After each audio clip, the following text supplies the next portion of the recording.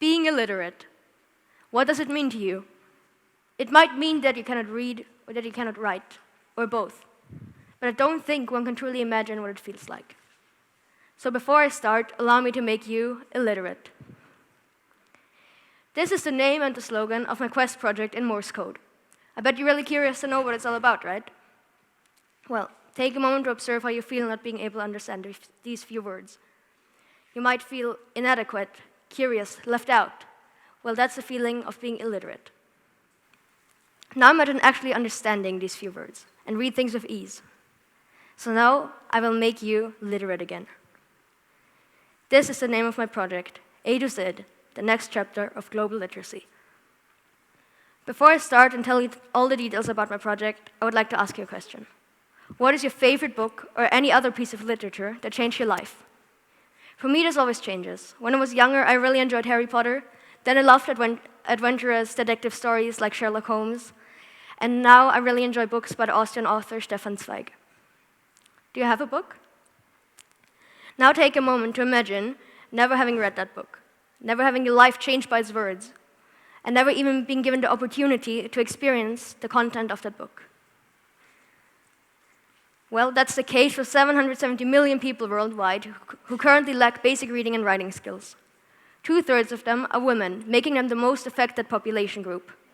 And 53% of children from low and middle income countries cannot read or understand simple stories either. According to an organization called Concern Worldwide, literacy improves health, as people will have more health-related knowledge. Literacy promotes lifelong learning and builds skills. Therefore, literacy improves the economy and creates jobs. Literacy promotes gender equality, and literacy builds self-esteem and overall quality of life. Before I joined Green School last year in August, I was always homeschooled, and my family and I traveled a lot. We visited many underprivileged communities, and it shocked me to see that the kids there didn't have any books. The few books they had, though, were not very well-sourced literature, cheap editions, and in general, not the kind of books that are enjoyable to read from and engage a younger audience. When I was brainstorming for my quest, I remembered this, and I knew I had to do something about books. I wanted to give the thrill of reading to as many people as possible. I've always loved to read. According to my mom, I knew the alphabet by the age of 2. By the age of 4, I was reading fluently in German, my mother tongue. And by the age of 8, I taught myself to read in English, because at the time we were traveling through Scotland, and I brought the first 2 Harry Potter books with me, and I got hooked. But I finished them so much quicker than I thought, and I couldn't buy any German copies in Scotland, so I had to teach myself to read in English, so I could read the next 5 copies. My mom has a degree in literature, and also really loves books, which meant that I got to spend a huge amount of my childhood in bookshops around the globe.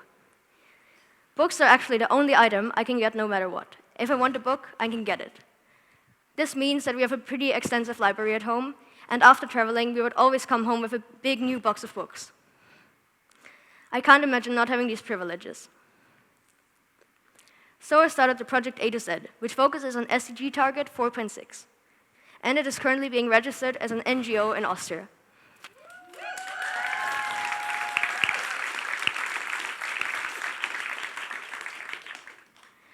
For the project, I also invented the storyteller, which you can see here. The name derives from ATM, automated teller machine, and as I've always loved puns, I changed it a little bit, and there we have the storyteller. It's a little vending machine that, after you put in a little donation, dispenses a collectible envelope with a story inside. The plan is that the stories change over time and with the seasons. For now, there's 12 different inspirational stories, but this might change and be little short stories or riddles, whatever I come up with. Here are some slides on the donation raising process.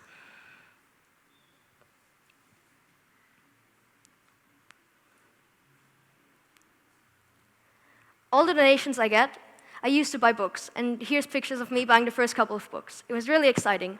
There were books for all ages, from Tintin to Narnia to National Geographics to fairy tales. Then, after I buy the books, I donate them to various organizations. This time I donated to Bali Street Mums, as I didn't have any books. Here you can see me donating the first books. Thank you.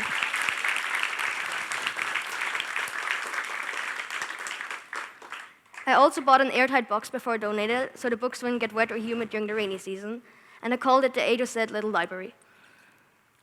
Here's another picture of me reading with the kids. The most challenging part of this project was probably designing the dispenser. I initially thought that I could use a vending machine with a suction cup on the front to dispense the envelopes, as I have seen one of those in Singapore a few months prior, and the technology amazed me. But then I realized I would need so much energy to run that machine, so I thought about alternatives, and that was the first time I thought about making the machine from cardboard.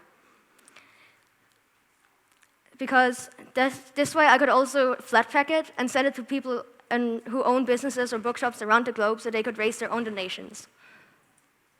I tried so many prototypes until one of them was perfect. In the end, it turned out that the laser cut version was tough to read and the QR codes on the side were not scanning consistently. So I again had to find a solution, and I researched, and I found a screen printer in Bali, and I made the new printed version. Here's a before-after. Oh, sorry. Fun fact, all the ink I used was all-natural ink made from a special leaf which produces black color. It's pretty amazing. Thank you.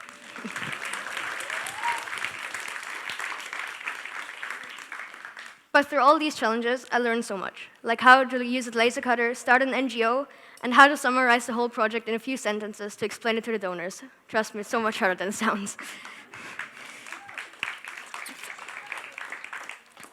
One of the most surprising parts about this project was the utmost generosity of the community. In the few days that I was able to raise donations, I made 3.8 million rupiah, which is the equivalent of 24 books donated.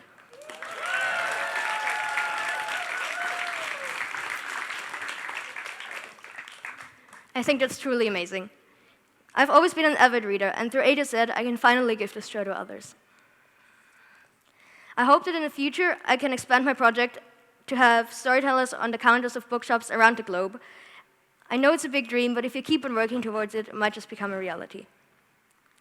I also want to let you know that I will leave a storyteller here today if you would like to donate yourself and get your own collectible story.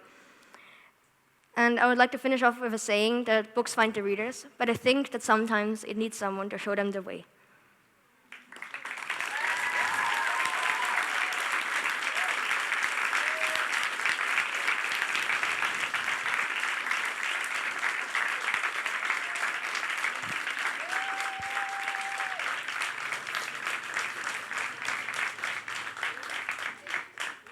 First, I would like to thank my parents and all the teachers here at Green School for helping me throughout this project and making it possible.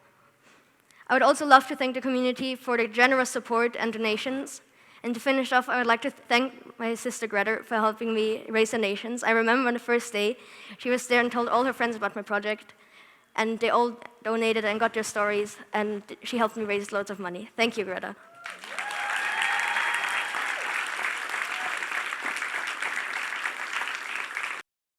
Thank you all.